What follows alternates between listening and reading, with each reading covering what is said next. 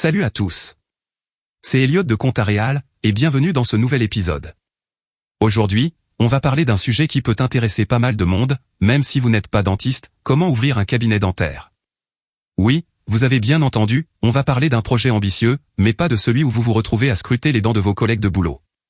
Non, on parle bien de la création d'un cabinet où vous allez soigner les dents des autres. Si vous êtes dentiste ou si vous songez à l'être, ou même si vous êtes juste curieux de savoir ce que ça implique, cet épisode est pour vous. On va passer en revue toutes les étapes essentielles, de la paperasse à l'aménagement du cabinet, en passant par les investissements nécessaires. Prêt à vous lancer dans l'aventure dentaire? Allez, on y va. Avant de commencer.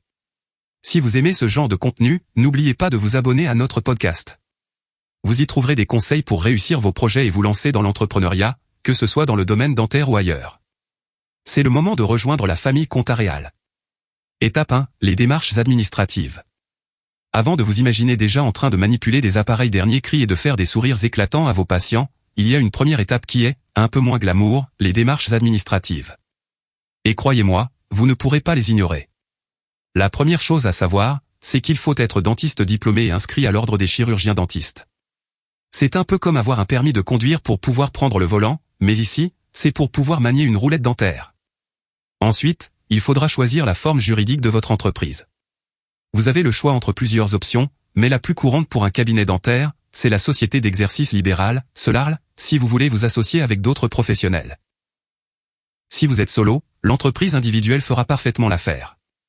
À vous de choisir ce qui vous convient le mieux.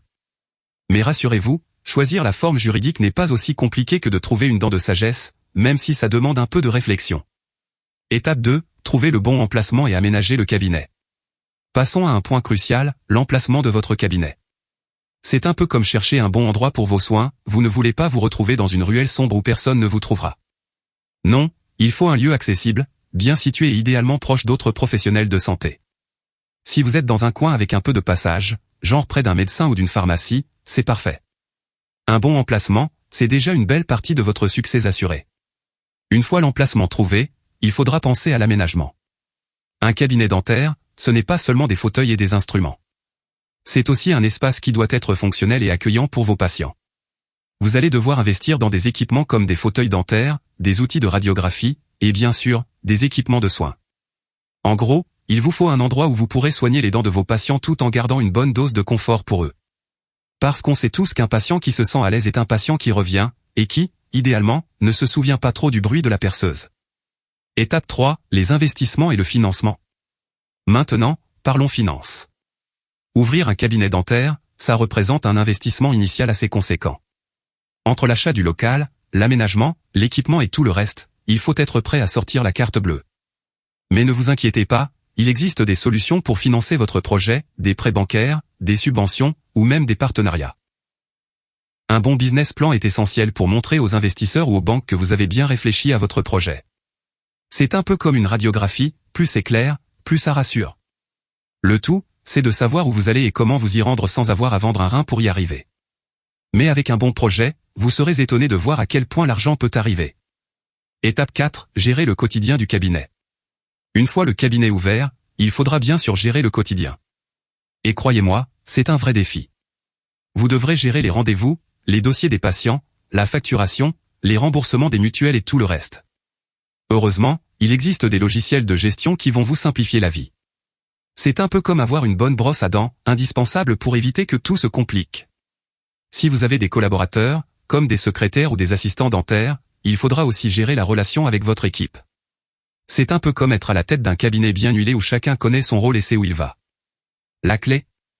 Une bonne organisation, et un peu d'humour pour détendre l'atmosphère. Étape 5, attirer et fidéliser les patients. Passons maintenant à un aspect crucial de votre activité, attirer et fidéliser vos patients. Après tout, un cabinet dentaire, c'est comme un bon restaurant, si vous avez une clientèle fidèle, ça roule tout seul. Pour attirer des patients, il vous faudra être visible. Avoir un site internet, être présent sur les réseaux sociaux, et offrir un accueil chaleureux, tout ça fait la différence. L'important, c'est de montrer à vos patients que vous êtes là pour leur sourire et pour tout le reste aussi. Une fois qu'ils sont là, il faut les fidéliser. Et pour ça, rien de mieux que des soins de qualité, une écoute attentive et un petit sourire en prime, pas trop forcé, hein. Si vous arrivez à rendre vos patients heureux, ils reviendront. Et surtout, ils vous recommanderont à leurs amis, qui viendront eux aussi, et ainsi de suite. Étape 6, se former et rester à la pointe de l'innovation. Le monde dentaire évolue tout le temps, et il est important de se former régulièrement. De nouvelles techniques, de nouveaux équipements, de nouvelles pratiques arrivent constamment. Il est donc essentiel de rester à la page pour offrir à vos patients des soins toujours plus modernes et efficaces. Après tout, si on vous confie des dents, c'est pour que vous soyez au top du top. Investir dans des équipements de pointe, comme des radiographies numériques ou des scanners 3D, peut vraiment faire la différence et améliorer la qualité de vos soins. Voilà, vous avez maintenant une vue d'ensemble des principales étapes pour ouvrir un cabinet dentaire.